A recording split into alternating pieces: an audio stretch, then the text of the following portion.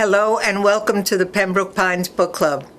Today I'm here with Gloria McCluskey. Hi, Gloria. Hi, Elaine. And with Barbara Hertel. Hello, Barbara. Hello, Elaine. And we're going to review a book called Marshall the Miracle Dog by Cindy Willenbrock. And I have to tell you, when I first saw it, I said, "Oh, it's a children's book. I don't know. We don't kind of read children's books." And then I started to look at it. It is a children's book, but it's certainly for adults. Definitely. The drawings are gorgeous. Mm-hmm. The story is a miracle, Mm-hmm.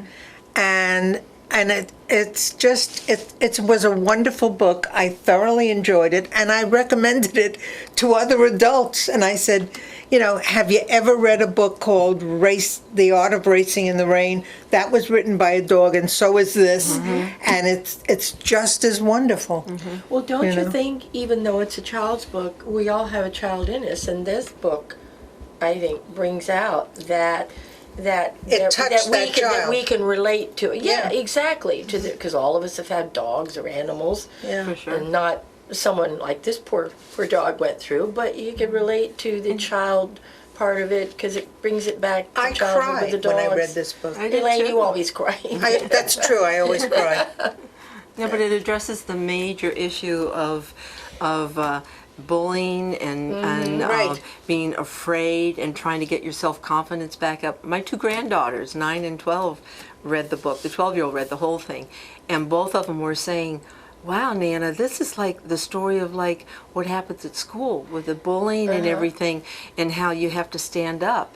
And this is what he had to get the courage to get himself together. Thank God the rescuers saved him. Yeah. But no, they immediately related to it and said, Oh, I'm sure. this is how you feel, and this is what you have to do to save yourself. You have to stand up and you go to your inner self, more or less, But like you were saying, now as a service dog, he goes out, and I was having the opportunity to speak to the author. She talks about all the schools they go out to, and they're reaching thousands of kids and adults. And his message is, as quiet as he is, his message is getting out. And Very that's It sweet, resonates, quiet dog. because the children relate to exactly what you said your grandkids related to, Sure. which is the whole Exactly. point. It's a beautiful Exactly. book. It's an absolute. Exactly. I It is. highly He's a recommend great it. dog, Yeah. but we can't forget Cindy either, because she's such an important part of this. Well, it takes a special person to take in a dog that has that many disabilities and to nurture him to get him to the point of being Marshall the Miracle Dog. Yep. Exactly. And as he says, as he's talking through the Yeah. book, all of the other dogs were being rescued, and he kept watching everybody being adopted, Yeah. being adopted and adopted. And he kept thinking, well, no one's going to want a dog with 3 legs and a gash on his face. And yet she came, and they immediately bonded, Yeah. Yeah, that happens with some people and some animals. It's like you bond with a person, and the animals, you do the same thing. But yeah, that, what you were just saying about him watching all the other animals get adopted, because there was just recently a story about a dog with missing a leg, and it did get adopted. Yes. But you can, to relate to that, to the poor dog sitting there watching all the other dogs get homes. It's like, oh, But then it brings you tears stop to your eyes, because you think, you know exactly how the dog feels, because you can relate to little children watching other kids get adopted. I But was so gonna say, yeah. here's the same thing with the poor little dog. You know when I cried?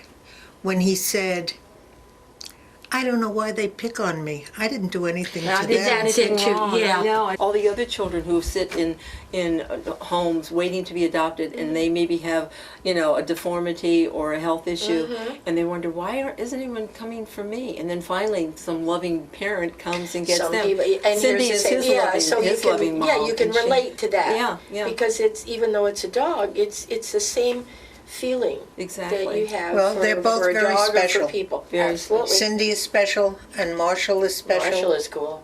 And I understand there's a movie now that was Uh-huh. made on this book. And it really, I was, again, talking to the author, and she was saying how there, at the end of the movie, there are questions and answers and so forth. And so this is a fantastic tool for parents and teachers to be able to use. And by the way, Cindy Willenbrock is here with us, and so is Marshall the Miracle Dog. So If you wait a few minutes, we'll see if we can gather them to join us.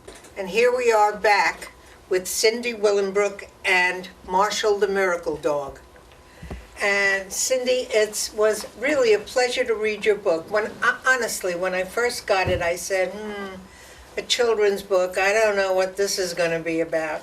And then I was turned around, fell in love with the dog and with you for taking in a dog that needed help so badly. And look what you did. Yeah. Well, look what he did. Look what he did. Yeah. And I have to tell you, you and I share the same brain, Elaine, because when I first wrote the book, and I don't have children of my own. So first of all, I thought, how can I write a children's book? I don't even have children of my own. And a good friend of mine said, go home and Google whether or not Dr. Seuss had children. Yeah. And I did, and it gave me permission. It kicked that door wide open to realize I can do this. And so I have to say, I thought, but it's a children's book. And someone said, oh no, this is a people's book. Absolutely. This is for all ages, and encouraged me to go home and read Velveteen Rabbit, which we think is a children's book, and it is so not a children's book. Well, neither are the fairy tales. Yeah, The original fairy absolutely. I tales. agree. So Yeah. anyway, so I have been encouraged to call it an all ages people's book, and it really It is is. because I have to tell you the reason why the whole book even came to be was because he kept having nightmares after I adopted him. And I've always been a writer, but I never have let anyone write it. I've always written in my journal, my sacred, secret place.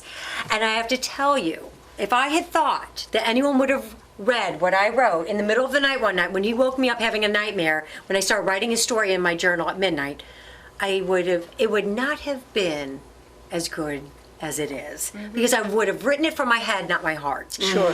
And I've always been told what comes from the heart goes to the heart. And so that's why when people read this, I hear so often that, they're like, I wish there was a disclaimer saying have a box of Kleenex close by, That's because right. We all it is were so crying. hard to read without crying. But because it is, for all intents and purposes, a children's book, I open it up with the happy story, and you see Marshall lives, he's happy, he is with other dogs, he is having a good day, and it's a happy scene so that when children do read it, they know it has a happy ending. That was very, very well thought out. Marshall and I have now been in about 450 schools. We've been in about 20 different hospitals, whether it's a nursing home or a children's hospital. We've met about 150,000 people. And what I have realized quickly on is that there is a Marshall inside of all of us. That place of inadequacy. I mean, here's a dog now left with a disability. So he feels inadequate. A dog that almost lost his life. I mean, his heart stopped beating. He has a strong sense of perseverance. A dog who wasn't sure he was going to be adopted, because all the other dogs that get adopted are puppies or have 4 legs. Yeah. They don't have, I mean, when you see a Marshall-like dog that has physical damage, you know that there's usually emotional damage that goes along with it. So there's a lot of unknowns for the owner. And so I have a rescue dog who also has nightmares and cries in the middle of the night sometimes. I think it sounds like a baby. yes. Yeah. And I pick her up and I hug her and we dance. And then she's fine. I put her back in her bed and she goes to sleep. But it's just like you would do with an infant, with a child. Exactly. Well, my grandkids, like I was saying, they loved the book, they read it, and they both immediately said, this really is talking about how people hurt one another, the anti-bullying, thing in the schools and everything. And both of them were saying, they could relate to it, and how this dog got the courage to stand up. And then, like you were saying, Elaine, when he got home, he was frightened again because he was going to meet Mushy? Yeah. And he was a little intimidated. But he went to his inner core and he got that courage up again. And so it teaches children, you can do it, I can do it. Absolutely. And being adopted as a disabled dog, these are children who are up for adoption, who see other children who are not disabled and adopted. So sweet and so gentle. Yeah. And now he's reaching all these children. I mean, that's a beautiful story. He just is. in It's itself. amazing. Yeah. And so Marshall has inspired the Marshall Mentor Program. Oh, good. And it is a national program designed by bullying prevention experts. Excellent. And what they have done is they developed it to train high school students, because they all have service program, their right. service Yeah, projects they have to do, Mm-hmm. and that they have been trained to basically be me and to take this program into middle schools, so Oh, that very Marshall good. can be everywhere. And we have Yeah. a video of him to bring him into the classroom, but then they focus on Marshall's 5 cornerstone messages of empathy, courage, strength, kindness, and forgiveness. And each week they that's tackle a beautiful. different cornerstone message. Yeah. They have activities surrounding it, and it fits into the classroom, an hour-long program. And so it's a way for high school students to have that. That's excellent. Those leadership skills being put into action. Exactly. And then the students learn so much by somebody they look up to in high school. So it was developed perfectly. Yeah. And it helps the How nice. students to recognize those abilities, because kids are kids. They don't think beyond themselves, and this brings that focus to there's something beyond yourself, Yeah. something that's out there in society that you need to deal with and learn from. So yeah, good. Yeah. So, folks, thank you for joining us today. We appreciate it. Thank you, Barbara. Thank you, Gloria. And thank you, most of all, Cindy. And thank you most of all, Marshall. And thank you, most of all, Marshall. It was an honor This is meeting me. you, Marshall. Yeah. Hey, Marshall. And Thank so, pick up this book.